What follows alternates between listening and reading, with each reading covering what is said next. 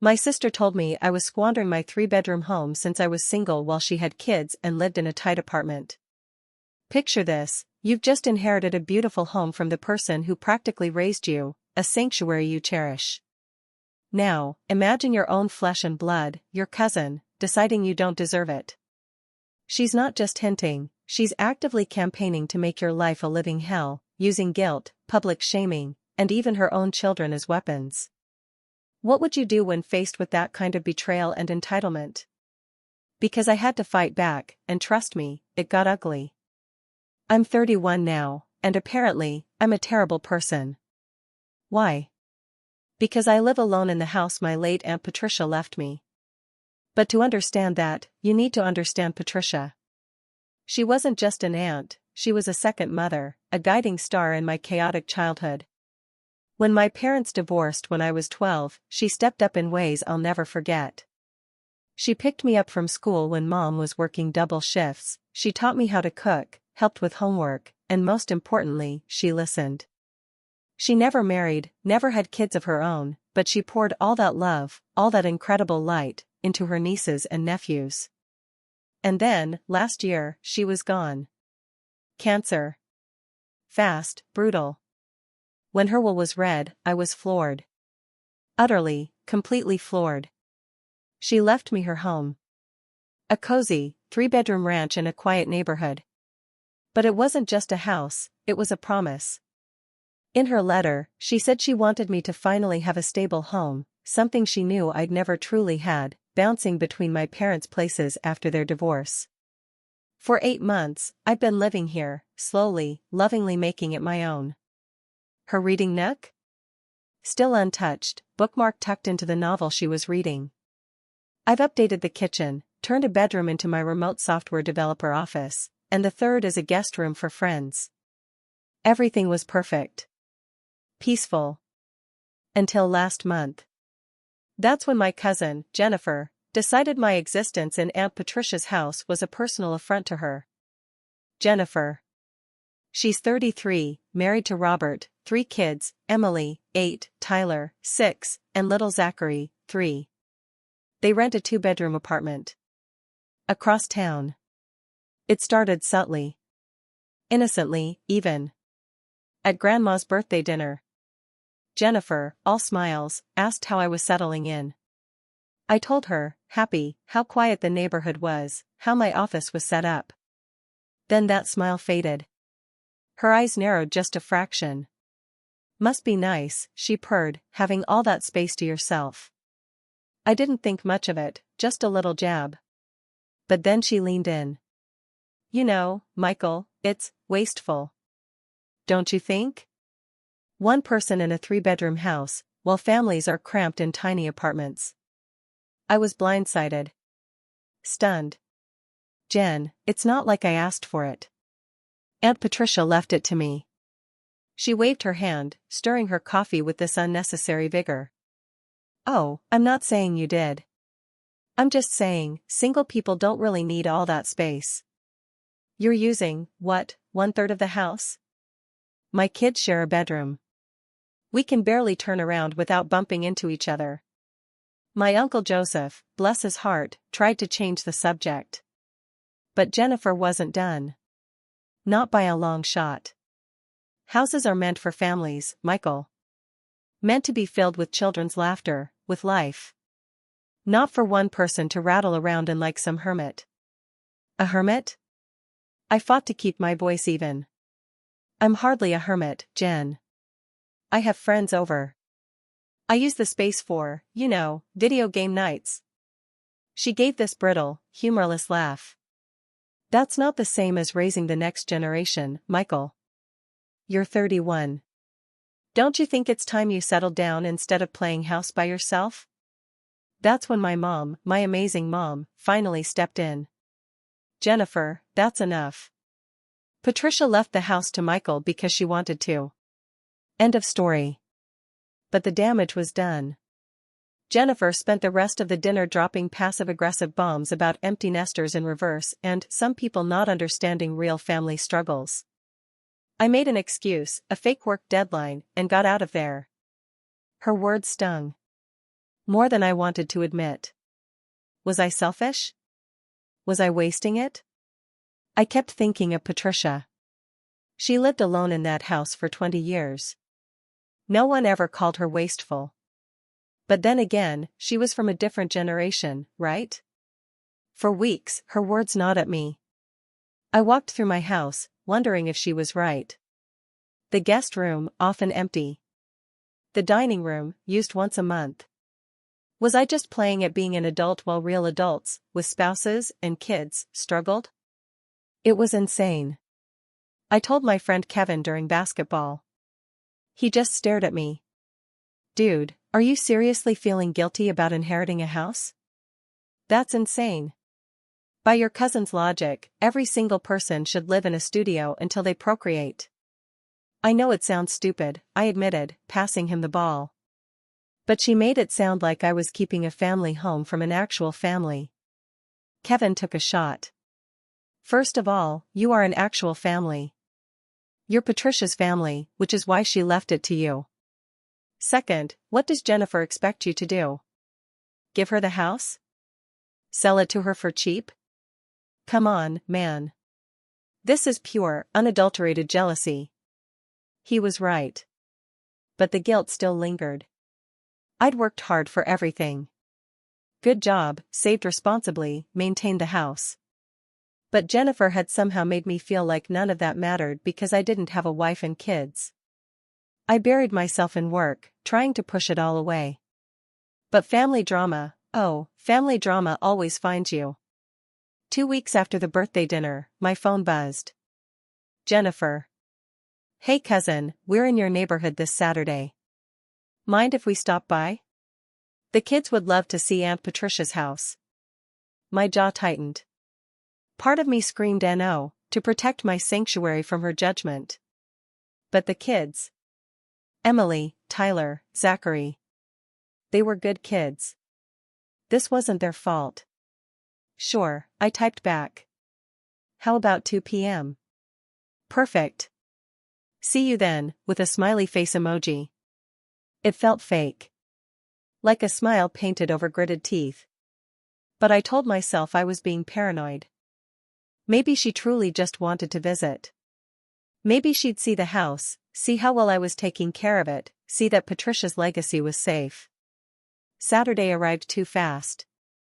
I cleaned like a maniac. Even though the house was spotless. I even put away anything that might give Jennifer ammunition, my gaming console, my stack of sci-fi novels, my craft beer collection. It felt wrong, hiding parts of my life, but I just wanted it to go smoothly.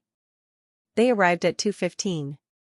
The minivan door flew open, and the kids exploded out like puppies. Emily, shy, gave me a hug. Tyler high-fived me and immediately asked about video games. Little Zachary peered from behind Jennifer's leg. Michael. Jennifer's voice was bright. Too bright.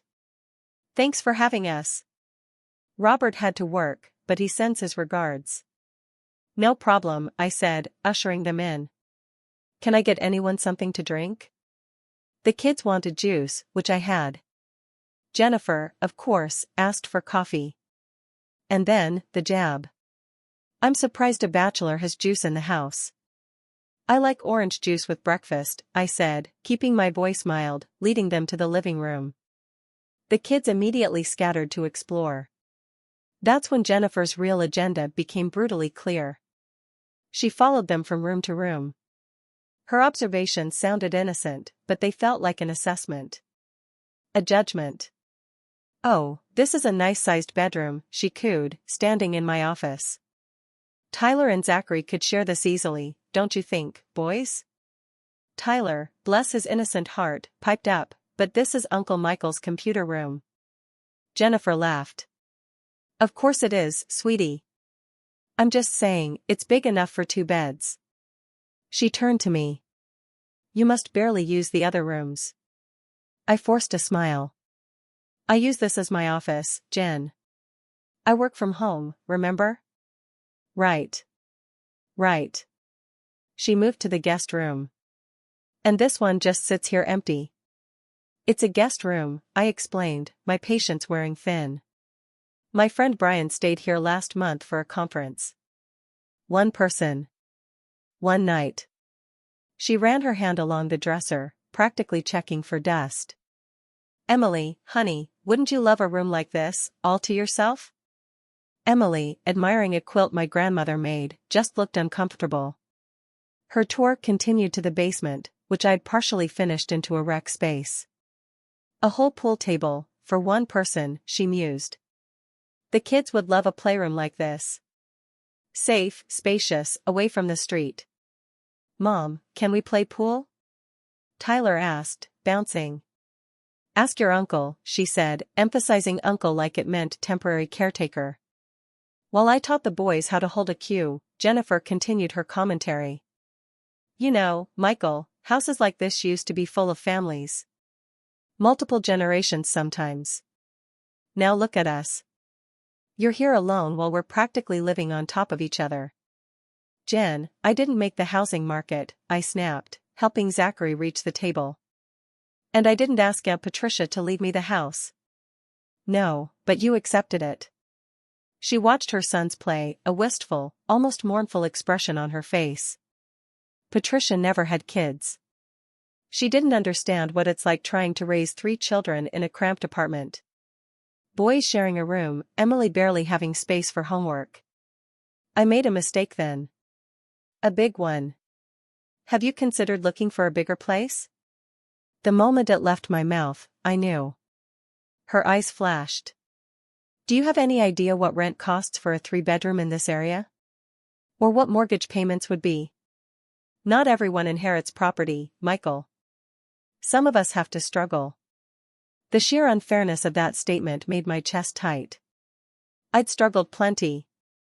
Living out of a suitcase as a kid, moving constantly, working 2 jobs through college, living in a studio with a broken AC for 3 years just to save every penny. But Jennifer didn't want to hear about my struggle.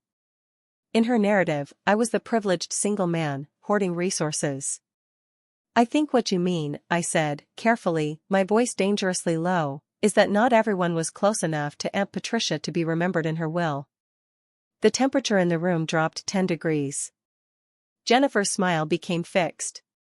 Frozen. We were all close to Patricia, she hissed. Then you know, I continued, watching Tyler accidentally scratch the pool table and feeling a flare of anxiety, she valued independence. She lived alone for 20 years. She understood that a home isn't just about how many people are in it. She was lonely, Jennifer shot back.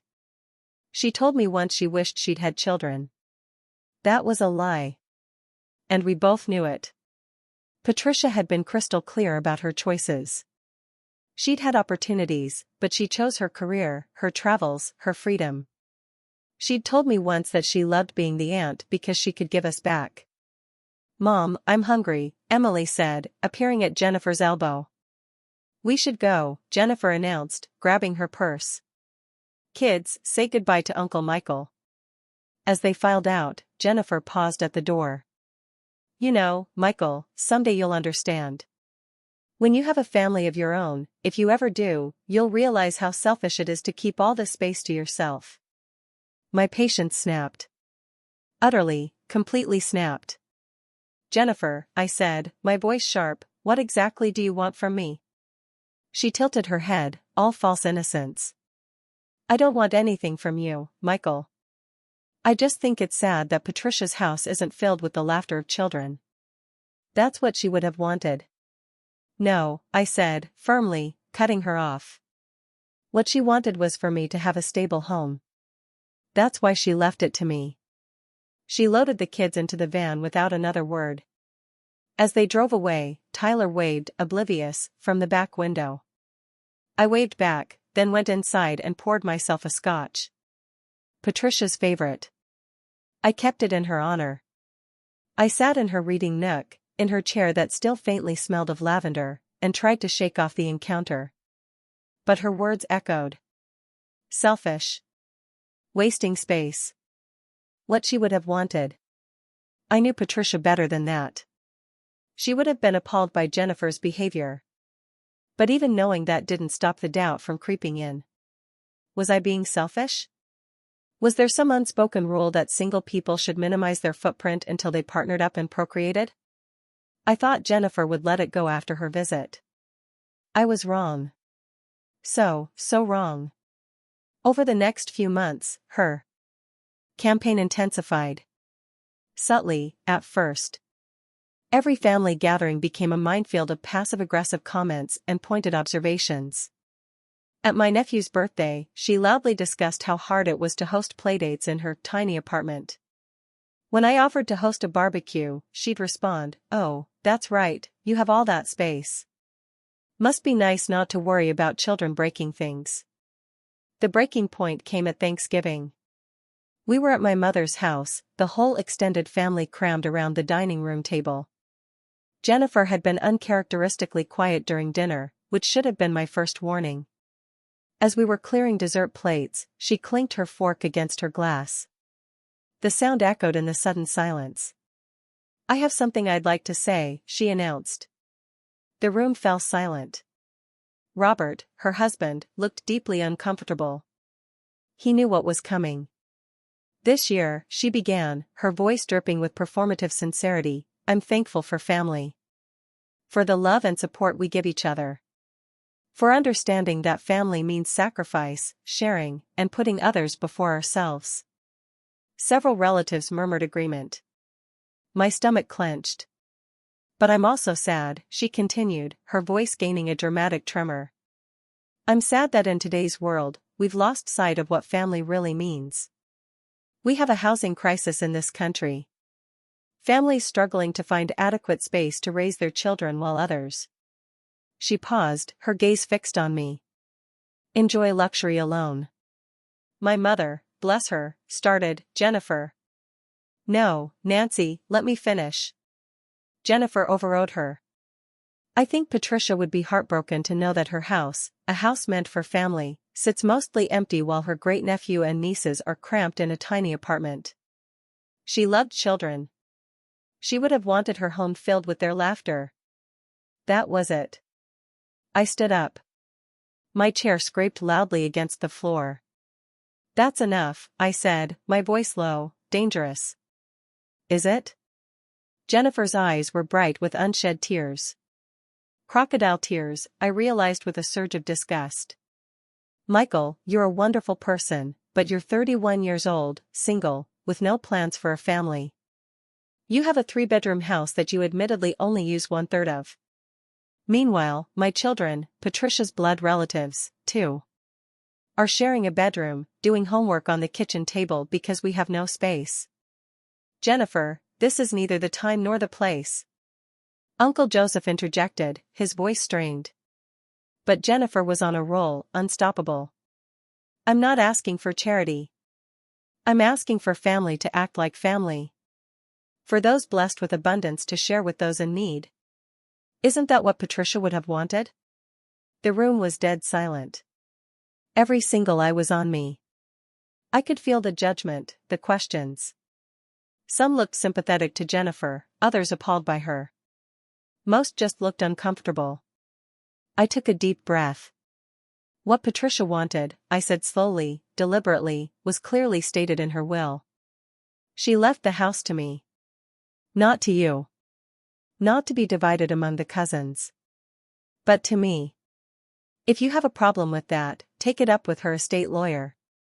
My grandmother spoke for the first time. "Michael, Jennifer is not suggesting anything inappropriate. She's simply expressing her feelings." "No, Grandma," I countered, my voice firm. "She's trying to guilt me into giving her my house. Let's call this what it is. Jennifer thinks that because I'm single and childless, I don't deserve a home. That my life, my needs, my right to live comfortably, are less valid than hers because she chose to have 3 children. Children aren't a choice." Jennifer exploded, her voice rising. "They're a blessing. And yes, I do think family should come first. I think it's selfish for one person to hoard resources that could change the lives of children. Selfish loners who don't understand that houses are meant for real families. Not what I interrupted, stepping forward. Not single people? Not people who work hard and maintain their homes? Not people who were there for Patricia when she was sick? That last part was a low blow. But I was furious. Jennifer had visited Patricia maybe twice during her illness. Twice. I'd been there every single day after work. Cooking meals. Driving her to appointments. Sitting with her during chemo. Every single day. How dare you? Jennifer hissed, her face contorted. How dare you? I shot back, my voice shaking with rage. How dare you use a family gathering to publicly shame me for inheriting a house? How dare you suggest that my life is worth less than yours because I don't have children? And how dare you invoke Patricia's name to manipulate me? I grabbed my coat. I'm done. Happy Thanksgiving, everyone. I walked out to a chorus of voices, some calling my name, others arguing. I heard my mother defending me, Uncle Joseph trying to restore order, and Jennifer's voice, shrill and piercing, rising above it all. He's hoarding space that could give my children the childhood they deserve. I drove home in a blinding fury, my hands gripping the steering wheel so tight my knuckles were white. When I got to the house, my house, I stood in the doorway for a long moment. It was quiet. Peaceful. The home Patricia had worked so hard to create, to maintain, to pass on to someone she trusted to care for it. I walked through each room, seeing it differently now. Not as empty space or wasted potential. But as my home. My office, where I built my career. My guest room, where friends felt welcome. My basement, where I hosted game nights and Super Bowl parties. My kitchen, where I taught myself to cook Patricia's recipes. This wasn't a house waiting for a real family. This was my family home. I was the family. The Thanksgiving incident created a schism. Some relatives thought I'd overreacted. Others were appalled by Jennifer's behavior. My mother and Uncle Joseph were firmly in my corner. Grandma tried to play peacemaker, suggesting both sides had valid points. I didn't hear from Jennifer for 2 weeks. Then came the email. It was clearly written by Robert, but signed by both of them. A formal proposal. To purchase the house. At fair market value minus family discount with a payment plan to make it feasible for a young family. The audacity. It was breathtaking. I forwarded it to my lawyer friend. He laughed. Out loud. Fair market value minus family discount? What's that, 30% off and a payment plan? This is insulting, Michael. I didn't respond. Instead, I made some decisions. First, I had the house formally appraised. It was worth more than I thought. Patricia had maintained it beautifully, and the neighborhood had appreciated significantly. The equity she'd built over 20 years was substantial. Second, I met with a financial advisor. I'd been considering starting my own software development firm, and the house's equity could provide startup capital if needed. More importantly, I wanted to ensure I was maximizing the incredible gift Patricia had given me. Third, and most importantly, I decided to fully embrace my life as it was.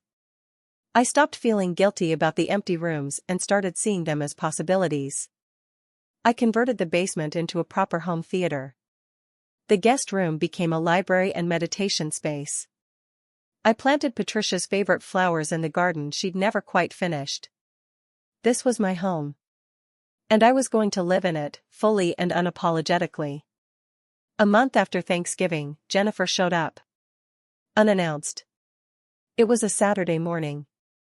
I was in the garage, refinishing a table I'd bought at an estate sale. We need to talk, she said, without preamble. I kept sanding. Do we? I asked, my voice flat. Michael, please. I'm sorry about Thanksgiving. I handled it badly. I put down the sandpaper and looked at her. She seemed tired. Older. For a moment, a flicker of sympathy. Then I remembered her accusations. Which part are you sorry for, Jen? I asked, my voice ice cold. Calling me selfish? Saying I'm not a real family? Trying to guilt me in front of everyone? Or sending that insulting purchase offer? She flinched. All of it. I've been stressed. The kids are growing. The apartment feels smaller every day.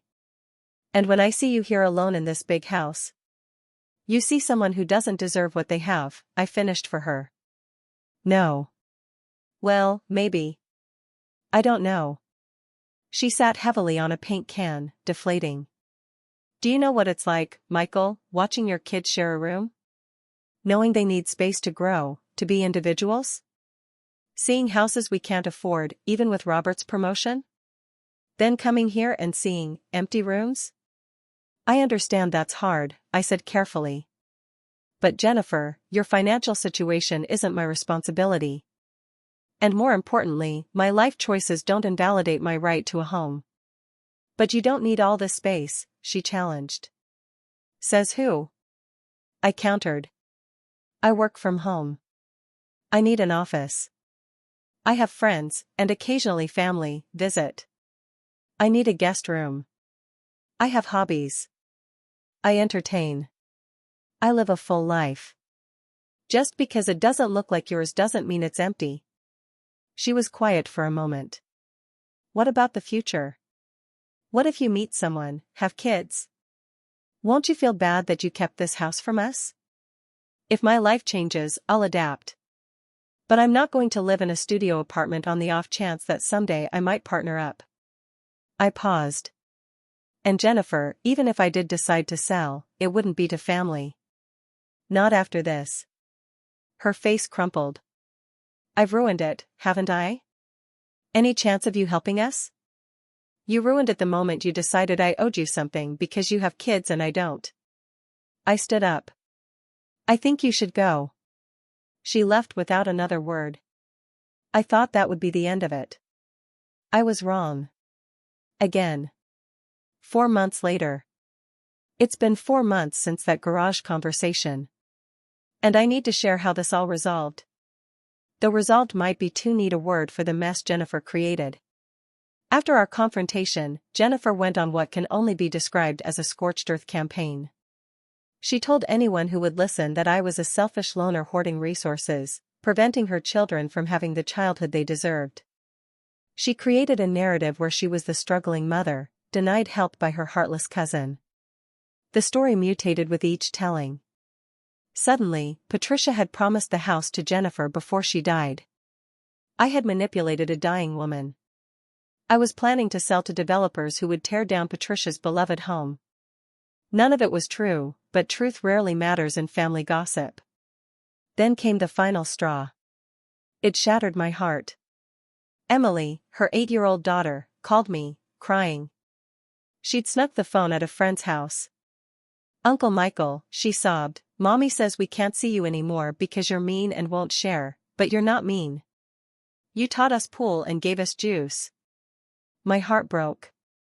Emily, honey, sometimes adults have disagreements. It's not your fault.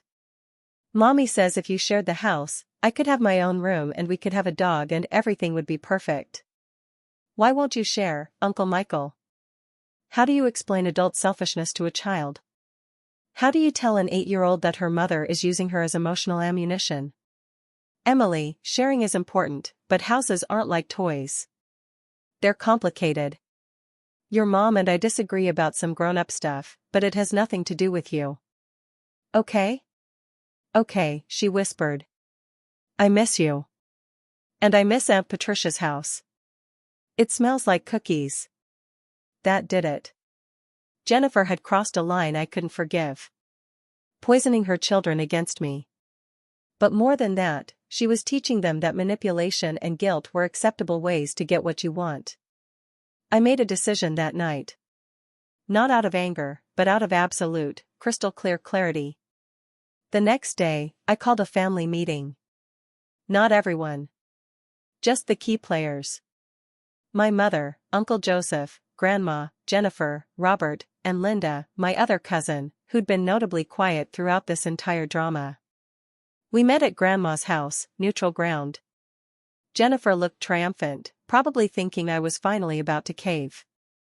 Robert looked like he'd rather be anywhere else. Anywhere. I've made some decisions about the house, I began. Jennifer leaned forward, eager. First, I want to address the elephant in the room. Jennifer, your behavior over the past few months has been harassment. You've slandered me to family members, tried to manipulate me through guilt, and worst of all, you've involved your children in adult matters. I've done nothing but tell the truth, she said stiffly. Really? Emily called me yesterday. You've been telling her that I'm the reason she doesn't have her own room. That's not the truth, Jennifer. That's manipulation. Robert's head snapped up. His eyes met mine. Emily called you? She was crying, I said, holding his gaze. She thinks I'm mean because I won't share the house. She's 8 years old, and you're making her carry your resentment. How dare, Jennifer started. Sit down, Grandma said sharply. And Jennifer, for once, actually sat. I pulled out a folder. I've had the house appraised. I've also had a lawyer draw up some documents. I'm establishing the Patricia Memorial Fund. Confused looks all around. I'm taking out a home equity loan against the house.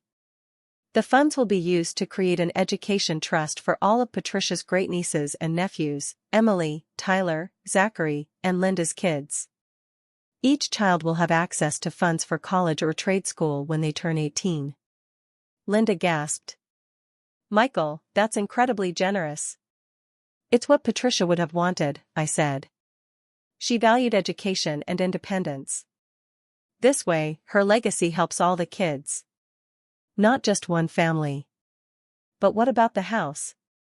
Jennifer demanded. The house remains mine, I said firmly. I'll be responsible for the loan payments. The kids get educational opportunities, and I keep my home. That's the deal. That's not what we need housing now, not college funds in 10 years. Jennifer's mask finally slipped completely. She was furious. And there it is, I said quietly. This was never about the kids, was it, Jennifer? It was about you wanting a free house. How can you be so selfish? Education doesn't matter if they don't have a proper home now, she exploded. They have a home, Robert said quietly. Everyone looked at him. He hadn't said much throughout this entire ordeal. It's not as big as we'd like, but it's a home. Jennifer whipped her head around. You're taking his side? I'm taking our children's side, he said, his voice firm, unwavering. Michael is offering to help fund their education. That's more than we could save on our own, and you're throwing it in his face because it's not the help you wanted. The house is not ours. It was never ours. It will never be ours. And frankly, after your behavior, we're lucky Michael is willing to do anything for us. The room was silent. Jennifer looked around, desperate for support, but found none. She grabbed her purse, trembling. Fine. But when our children ask why they grew up in a cramped apartment while their cousin lived in luxury, I'll tell them the truth. No, I said, standing to meet her gaze. You'll tell them that their Uncle Michael loved them enough to invest in their future. You'll tell them that education opens doors. And you'll stop poisoning them against me. Or I'll withdraw the offer entirely. She left without another word. Robert stayed behind. Michael, he said quietly, his shoulders slumped. I'm so sorry. I should have stopped this months ago. I knew what she was doing was wrong, but marriage is complicated. I get it, I said. But Robert, those kids don't deserve to be pawns in Jennifer's jealousy. I know. I'll handle it. He shook my hand. And thank you for the education funds. That's life-changing. The meeting ended with Grandma hugging me tightly. Patricia would be proud, she whispered. You honored her memory perfectly. That was 2 months ago. The education fund is established and growing. Jennifer and I don't speak. But Robert brings the kids by occasionally. Emily no longer asks about sharing the house. She's too excited about the college fund and the astronomy books I've been buying her, her new passion. I've continued making the house truly mine. The meditation room is my sanctuary. The home theater hosts monthly movie nights for friends. The garden is thriving with Patricia's flowers and my added vegetables. Sometimes, I stand in the kitchen, coffee in hand, and think about Jennifer's words. Selfish loner. Not a real family. Hoarding space. But then I look around. At the home I've created. The life I've built. The legacy I'm honoring. I see Patricia's paintings on the walls. I smell her roses blooming outside. I feel the warmth of a space filled with memory and possibility. This house isn't empty. It's full of life. My life. A life that matters just as much as any other. Children or no children. Partner or no partner. Patricia knew that. She lived it for 20 years in this house, creating a haven of independence and love. She passed that gift to me, not because I was perfect, or because I fit some ideal of family, but because she knew I would understand and preserve what she'd built. The house isn't wasted on me. It's home. And no amount of guilt, manipulation, or societal pressure will convince me otherwise. As Patricia used to say, family isn't about blood or obligation, Michael. It's about respect and love. Remember that when I'm gone. I remember, Aunt Patricia. Every single day. This whole ordeal left me wondering a lot about what family really means. What do you guys think? Has anyone else out there faced similar family drama over an inheritance, or just had someone tell you that your life choices make you less deserving of something? I really want to hear your stories and your take on this in the comments below.